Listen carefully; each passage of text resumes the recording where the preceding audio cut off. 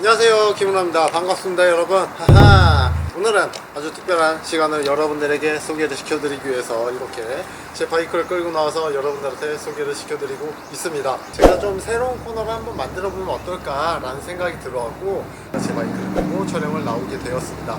어떤 코너냐? 제 바이크를 여러분들에게 하나하나 요목조목 소개시켜드리는 코너입니다. 자, 그러면 현재 제가 타고 있는 모델은 2015년식 YZF R1M 모델입니다. R1M이라고 하면은 많은 분들이 다른가 라면서 궁금해 하실 것 같아요. 가장 큰 부분은 이제 탱크가 알루미늄으로 제작이 되었고요. 그리고 또 하나는 이제 카본으로 페어링이 기본적으로 되어 있습니다. 프론트도 그렇고요. 전자식 올린즈 레이싱 서스펜션이 순정으로 장착되어 나옵니다. 바이크에 대해서 잘 아시는 분들은 이 바이크를 보면, 제 바이크를 보면은 굉장히 많은 부분을 튜닝했다 라는 것을 한눈에 아실 수 있을 거라 생각이 듭니다.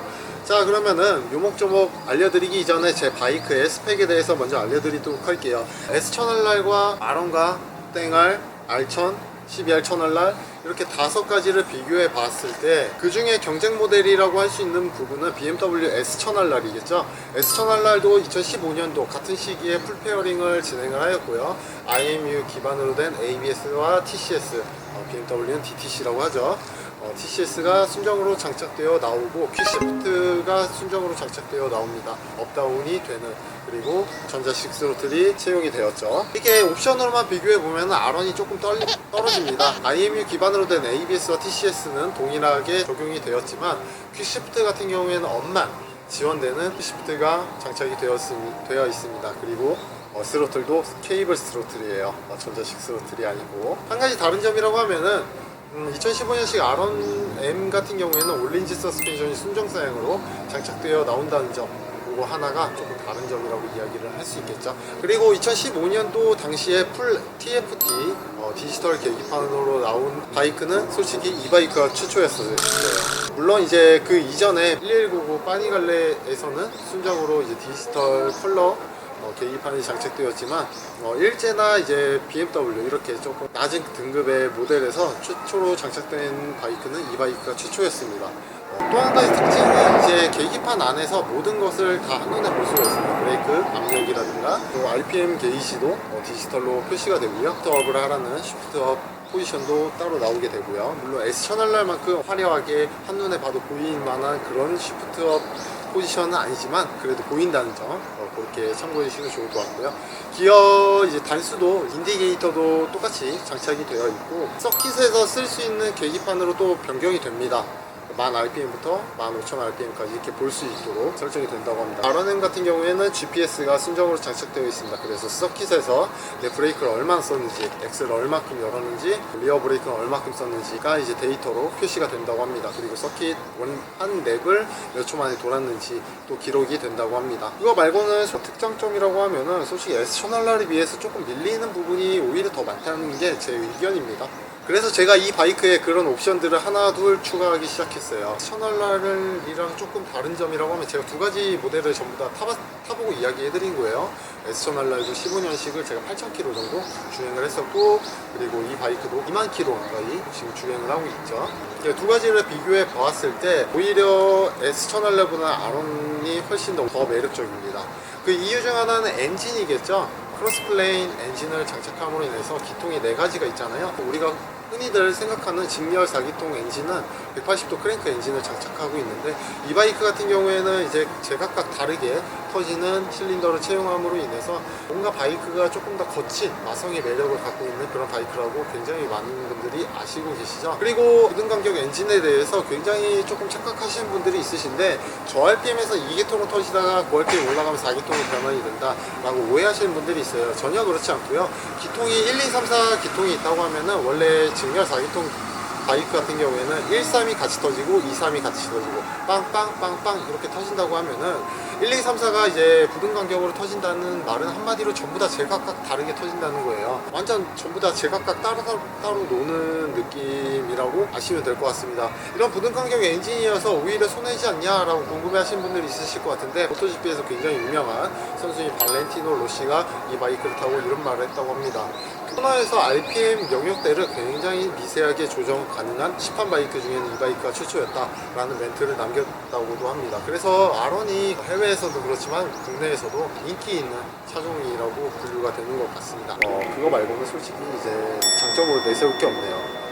브레이크는 오히려 S1000R보다 훨씬 더 안 좋고요. 순정 브레이크는 리어 브레이크도 S1000R보다 훨씬 더 떨어지고요. 바이크 눕히는 데 있어서는 훨씬 더 손쉽습니다. 이 차체의 무게 밸런스가 2등분을 하게 되면 상단부에 조금 더 무게 밸런스가 더 많이 치중되어 있기 때문에 S1000R을 타보신 분들은 아시겠죠. 물론 극단적으로 잘 타신 분들은 모르시겠지만 저같이 여중이 떠중이 타시는 분들은 바이크 하단부가 좀 무거워갖고 바이크가 좀 잘 안 눕는다는 느낌을 받아요. 하지만 이 R1 같은 경우에 전혀 그런 느낌을 받을 수 없다는 게 가장 큰 특징이라고 할 수 있을 것 같습니다. 자, 그럼 이 바이크에 제가 얼마나 많은 튜닝을 했는지 여러분들에게 소개를 시켜드리도록 하겠습니다. 가장 첫 번째로는 계기판 쪽을 보시면은 계기판에 필름을 제가 따로 붙였어요. 속도계를 가리기 위해서 제가 이 테이프를 하다 보니까 계기판에 상처 날까봐 이런 식으로 계기판 자체에 필름을 따로 붙였습니다. 그리고 마스터 실린더를 햇빛에 의한 변색을 막기 위해서 이렇게 아래를 하나 장착했고요. 이건 알리발이에요. 몇천원 안 해요.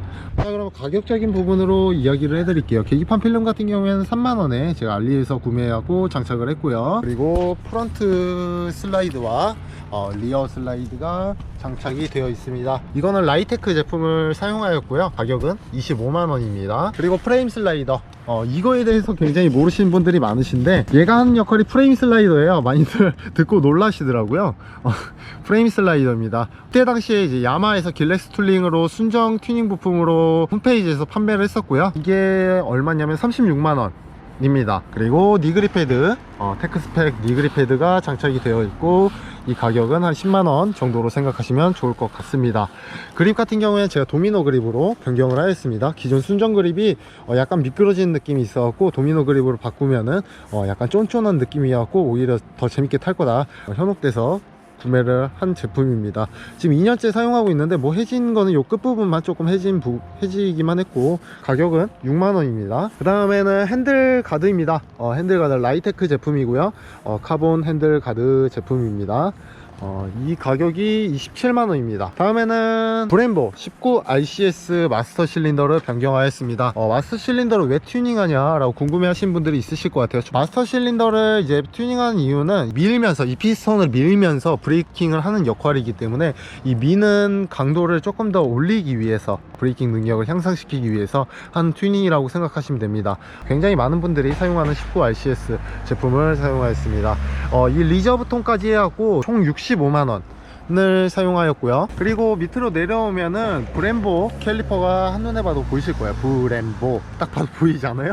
이 브렘보 캘리퍼가 순정으로 장착되지 않고 제가 튜닝으로 M4 캘리퍼를 장착하였습니다. 장착 같은 경우에는 제가 100만원 정도 사용을 하였는데 캘리퍼 자체는 그렇게 비싼 편은 아니었어요. 거의 한 75만원? 이게 비싸긴 비싸구나. 80만원 정도 가격이 들었고요. 공임이 한 20만원 정도 드는데 왜 공임이 드냐면은 여기 보시면은 이 베어링이 하나 들어가잖아요.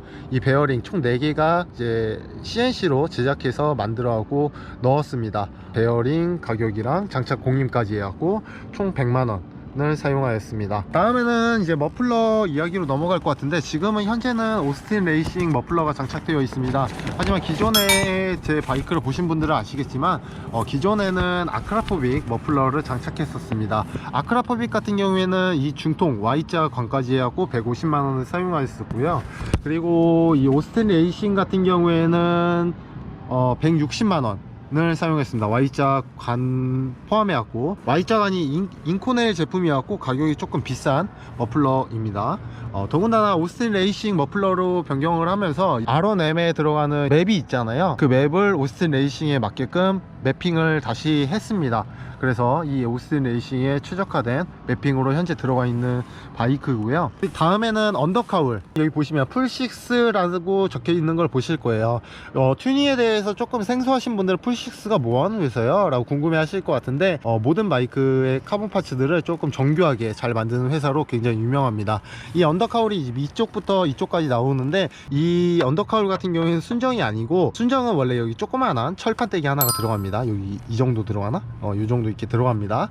그거를 떼버리고 이 언더카울을 장착하겠습니다. 이 언더카울 같은 경우에는 140만원 주고 제가 장착을 했습니다. 다음에는 이제 머드가드 카울이, 이거 뭐라고 말해야 되지? 물바지 물바지 요 카본이랑 체인가드 카본 요 두 가지를 제가 30만원 주고 구매를 하였고요. 이름 있는 회사는 아니고요, 자체 제작해갖고 판매하는 회사여갖고 조금 저렴하게 구매를 했습니다. 그 다음으로 넘어가면은 이제 윈드스크린, 윈드스크린은 제가 퓨익 제품으로 튜닝을 하였고요. 제가 장착해갖고 공임은 따로 안 들었고 부품값만 18만원 들었습니다. 핸드폰 거치대, 이게 이번에 새로 나온 건데 제가 제품명을 잘 모르겠어요. 아무튼 15만원이라고 합니다. SP 커넥트랑 비슷하다고 생각하시면 될 것 같습니다. 그리고 시거잭은 이게 굉장히 비싼 제품으로 알고 있는데 이게 한 10만원대로 알고 있습니다. 그리고 클러치 레버, 이쪽이 브렘보고 이쪽에는 원래 XRT 금장 레버가 들어가 있었습니다. 그래서 언밸런스한 약간 이미지를 줘갖고 이 부분을 튜닝해야겠다라고 마음을 먹고 이 레버를 구입해갖고 장착을 했습니다. 이 안에 베어링이 하나 들어가는데 그 베어링까지 포함해갖고 총 20만원을 사용하였습니다. 다음에는 엔진가드, 이것도 길렉스 툴링 야마에서 순정으로 판매했던 제품이고요. 이 엔진가드 같은 경우에도 29만 5천원 가격을 자랑하고 있고, 그리고 프론트와 리어 타이어 같은 경우에는 저는 무조건 슈퍼코르사 제품만 사용하고 있고요. 그리고 여기에 레터링을 제가 진행을 하였고, 요 정도까지가 제가 한 튜닝이라고 보시면 될 것 같습니다. 자, 그러면 오늘은 제 바이크 튜닝의 이유와 튜닝의 목적에 대해서 여러분들에게 알려드리는 시간을 가졌고요. 제 바이크가 어떤 바이크인지 여러분들한테 소개를 시켜드리는 자리였습니다. 굉장히 좀 재밌네요. 이런 영상 찍으니까. 제가 이제 하나 둘 공들여서 튜닝을 했던 게 여러분들한테 이렇게 말로 설명을 하니까 뭔가 좀 어린아이 레고 자랑하듯이 이제 이 코너를 계속 지속적으로 하기 위해서는 다양한 바이크들을 좀 찍어봤으면 하는데, 물론 오늘 제 영상을 올려보고 반응을 보고 쭉 이어갈지 아니면은 없애버릴지 그럴 생각입니다. 아무튼 오늘 반응이 좋고 내 바이크를 한번 소개를 시켜줬으면 좋겠다 라시는 분이 계신다면 언제든지 좋으니까 댓글로 아니면 인스타 다이렉트 메시지로 DM으로 언제든지 문의 주시면 제가 친절히 답변해 드리도록 하겠습니다. 그럼 제 영상은 여기서 마무리 짓도록 하겠습니다. 제가 그거 하나 말 안 했구나. 그래서 총 튜닝에 얼마를 썼냐 라고 물어보신다면은 제 바이크 튜닝에만 거의 한 1000만원 가까이 썼습니다. 바이크가 3000만원인데 한 1000만원 가까이 쓴 바이크입니다. R1M 자체가 워낙 멋있는 바이크여서 뭐 어떻게 튜닝 한다는들 순정이어도 뭐 넘진 않을 겁니다. 멋있습니다. 그럼 제 영상은 여기서 마무리 짓도록 하겠습니다. 이번 영상은 굉장히 재밌게 보셨는지 모르겠지만 앞으로 조금씩 발전하는 제 모습을 보여드리도록 할게요. 그럼 다음에 뿅!